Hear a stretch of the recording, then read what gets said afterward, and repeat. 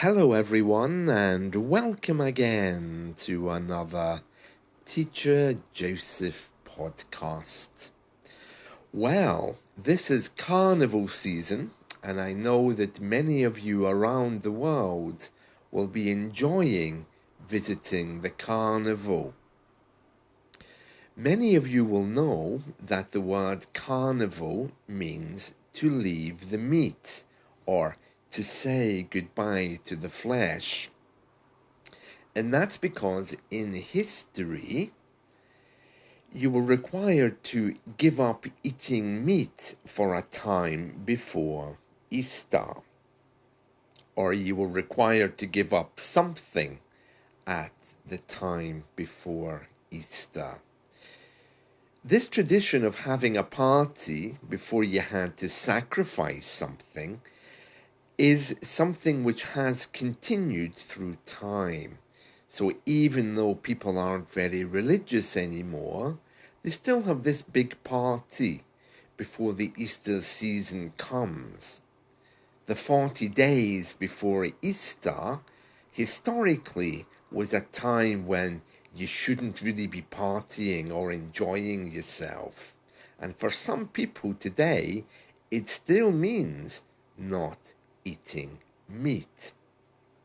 So, around the countries at this time of year, particularly across the Mediterranean, South America, and parts of the Caribbean, they have carnivals. The word literally meaning saying goodbye to meat or saying goodbye to the flesh. There's a double meaning there. Saying goodbye to meat is all about meat eating. Saying goodbye to flesh is about giving up physical pleasures for the 40 days. Now, people generally don't give up anything for the 40 days before Easter anymore. We live in a very secular world. In the UK, we're even more secular because the word carnival doesn't have any religious meaning anymore. We don't have carnivals before the 40 days leading up to Easter. In fact, we don't have anything before the 40 days leading up to Easter. The word carnival in British English and in American English simply means outdoor party. So the whole meaning has been lost. There was a time in our history, probably around the Middle Ages, when we used to have parties to give up the meat for the 40 days. But that hasn't happened here for hundreds of years. With immigration and these things, we brought back the word carnival just to mean party. Any street party is a carnival. The LGBT Pride Parade is a carnival. We have one very famous carnival in, I think it's August, which is the Notting Hill Carnival, which celebrates everything related to Caribbean culture. In some parts of the world, there are carnivals at other times of the year as well, especially before special religious days. But here in the UK and in America, carnival just means outdoor party. So if you're having a party and it's outside on the streets, you can call it a carnival. It has nothing to do with giving up meat, nothing to do with Easter. It might just be because it's outside. Those kinds of parties usually have Brazilian dancers, or they have some kind of Latin flavor, because it's known, of course, that the word carnival is a Latin word.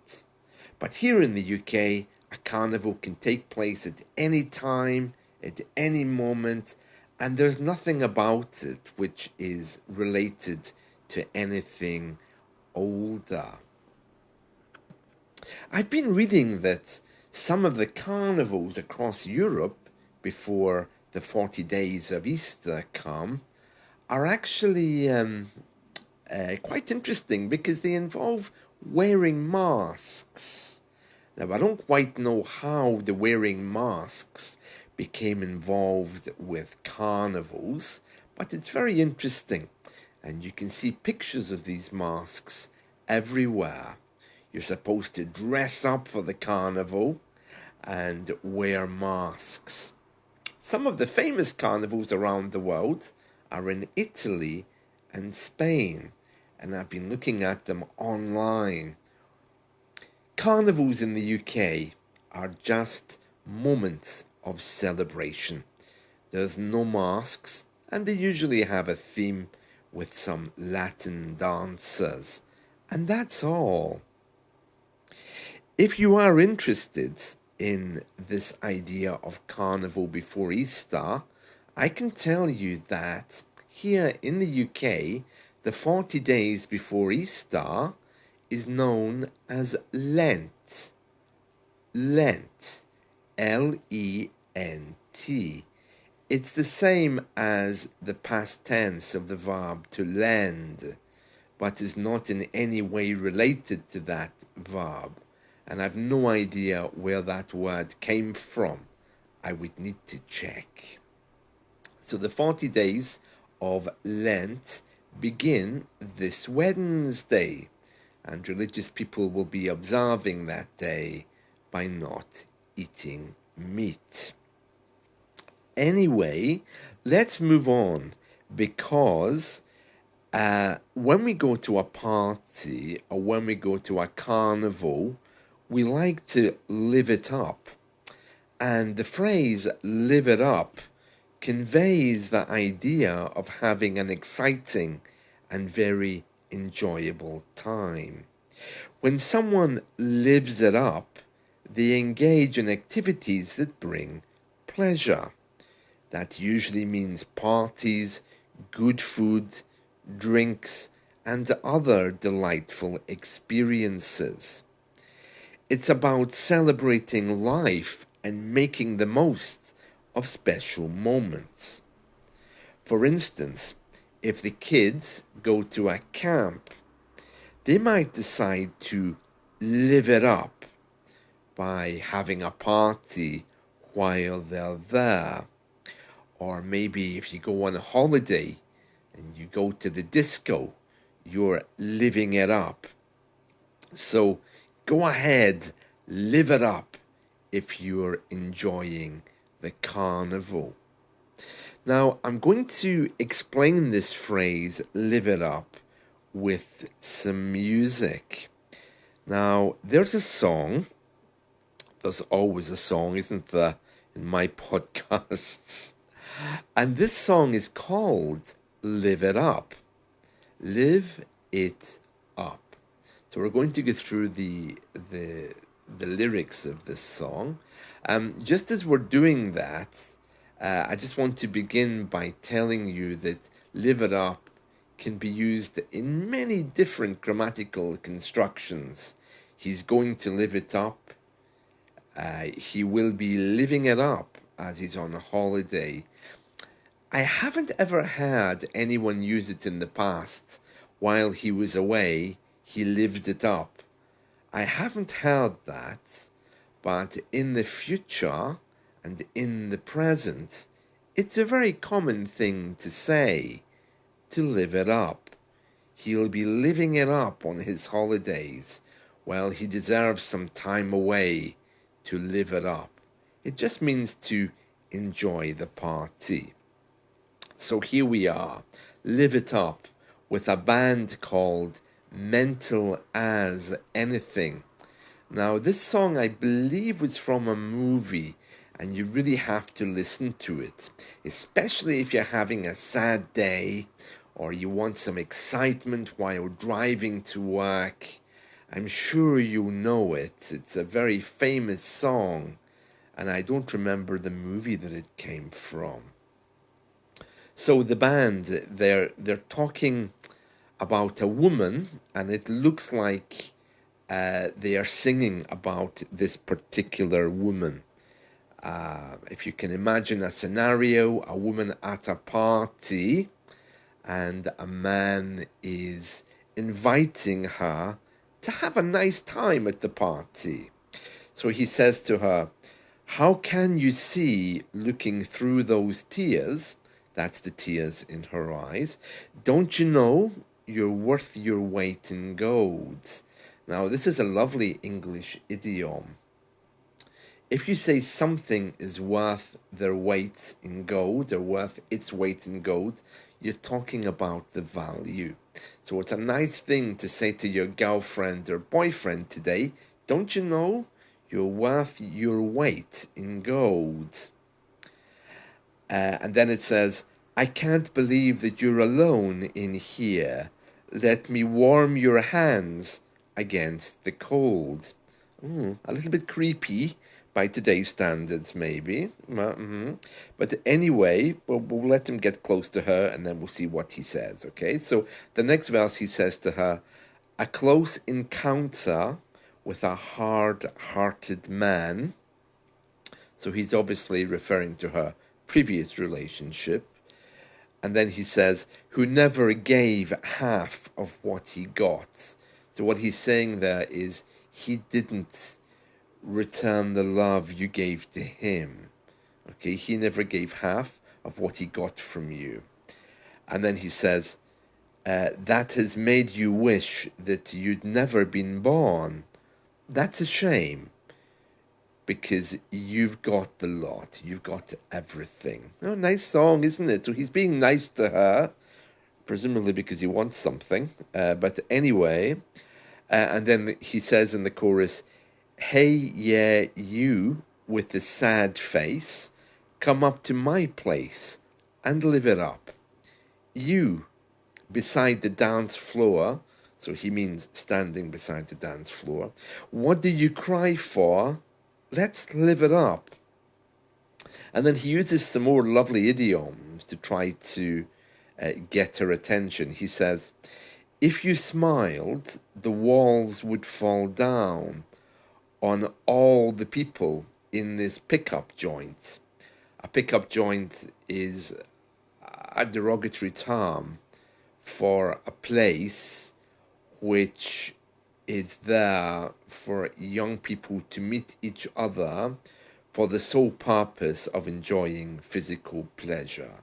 So, for example, your mother might tell you, "Don't go to that pub. You know it's only a pickup joint.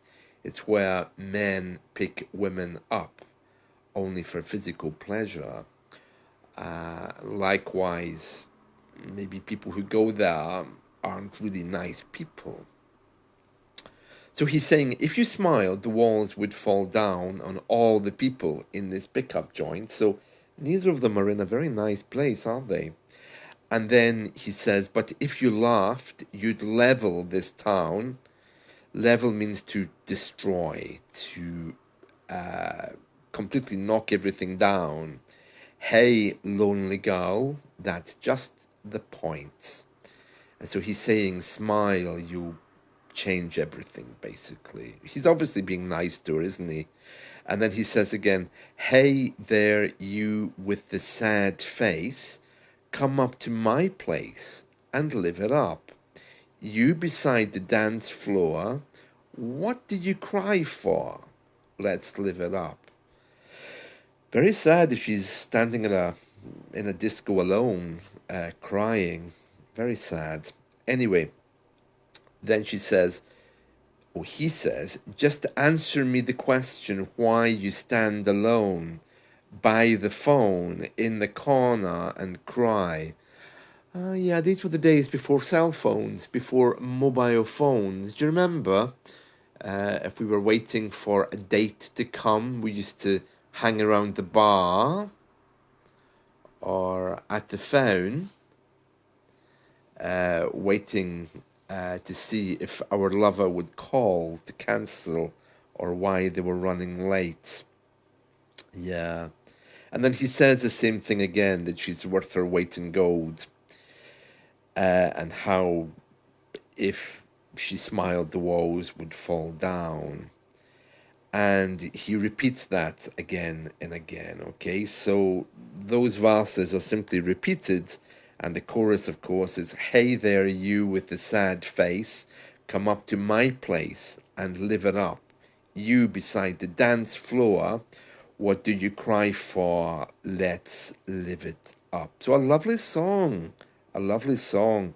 Um, yeah, I don't remember the name of the movie. I'll need to check. But yeah, it was very famous in Australia. Oh yes, it was in Crocodile Dundee, apparently. Yeah, that's what made the song famous in 1985. So if you're feeling down today, go and live it up. Doesn't have to be at a party. You can go to the shops and use a credit card, buy lots of things. Of course, I would never encourage you to get into debt, but just do what you can to cheer yourself up. Or better still, go and Google this song because it's truly lovely and I'm sure it'll lift your spirits. So, if this is carnival time for you, or if you're enjoying the countdown to some kind of religious celebration with or without the mask, then I wish you all the best. And I'm going now to make a lovely breakfast. That's my idea of living it up. See you. Bye.